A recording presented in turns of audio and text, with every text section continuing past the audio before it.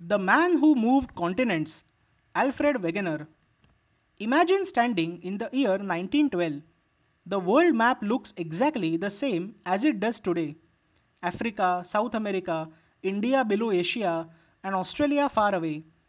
Seems like stable, permanent, and fixed. Everyone believes the continents have always been where they are now. And then a German scientist walks into the scientific world and says, "No, the continents move." The scientific community laughs. Some are angry, some think that he is insane. But today, that idea is one of the greatest revolutions in the history of science. This is the story of Alfred Wegener, the man who dared to move continents. Alfred Wegener was born in Germany in 1880. But here's the interesting thing, he wasn't even a geologist. He studied astronomy and meteorology, the science of weather and atmosphere. He loved exploration, adventure, and nature. He even flew in dangerous balloon expeditions and traveled to Greenland multiple times. This was not a scientist sitting quietly in a laboratory. This was an explorer scientist, a man fascinated by Earth itself. And then he solved the puzzle of the continents. One day, Wegener noticed something strange. Look carefully at a world map. The east coast of South America and the west coast of Africa fit together almost perfectly, like pieces of a giant jigsaw puzzle. Most people ignored this coincidence, but Wegener couldn't. Even you must have noticed this, right? And then he began noticing even stranger things. The evidence started piling up. Scientists had discovered fossils of the same ancient animals in continents separated by entire oceans. For example, a reptile called Mesosaurus was found in both South America and Africa. But Mesosaurus was a freshwater reptile. It could not possibly swim across the Atlantic Ocean. So, how did its fossils appear on both the continents? Wegener thought maybe the continents were once connected, and the evidence kept growing. Scientists found signs of ancient glaciers in Africa and India. But these places are hot today. Why would glaciers exist there? Unless those continents were once located near the South Pole. Ancient plant fossils appeared across India, Antarctica, Australia, Africa, and South America. Again, the question was how? In 1912, Alfred Wegener proposed a revolutionary idea. Long ago, all the continents were joined together into one giant supercontinent. He called it Pangaea, meaning all Earth.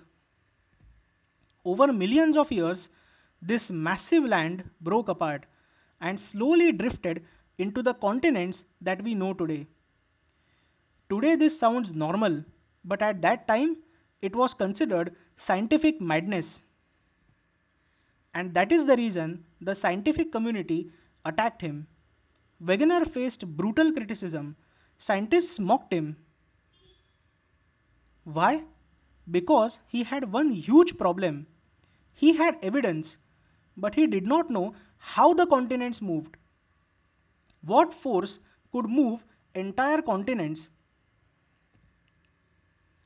Wegener suggested Earth's rotation and gravitational forces, but these explanations were weak, and scientists attacked him for it.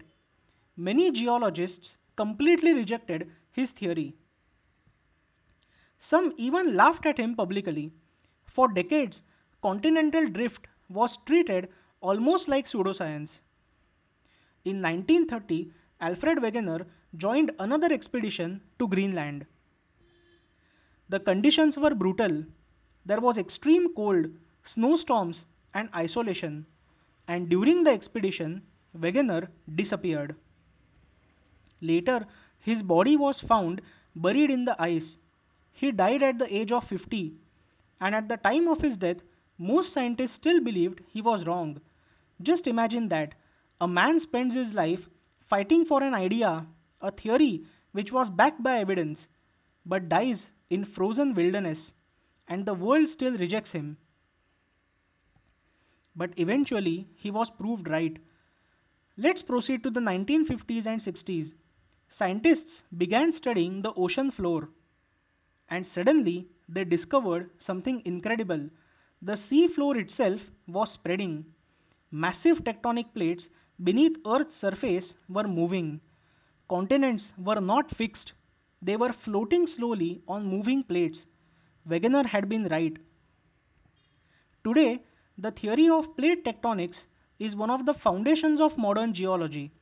Earthquakes, volcanoes, mountain formation, continental movement, all of them explained by moving tectonic plates. And Alfred Wegener became one of the greatest scientific visionaries in history.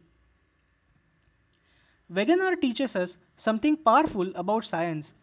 Science is not only about intelligence, sometimes it is about courage.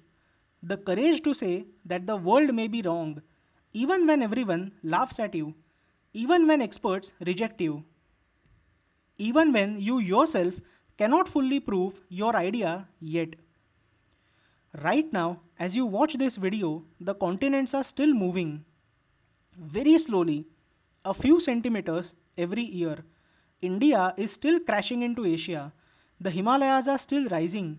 Earth is not still, it is alive, dynamic, and changing. And one man, more than 100 years ago, looked at a map and saw the impossible. Alfred Wegener did not just move continents, he moved science itself. If you enjoyed this journey into the history of science, please subscribe to Nerdvana, where curiosity never stops drifting. Please like this video and share it as much as possible. Thank you so much for listening.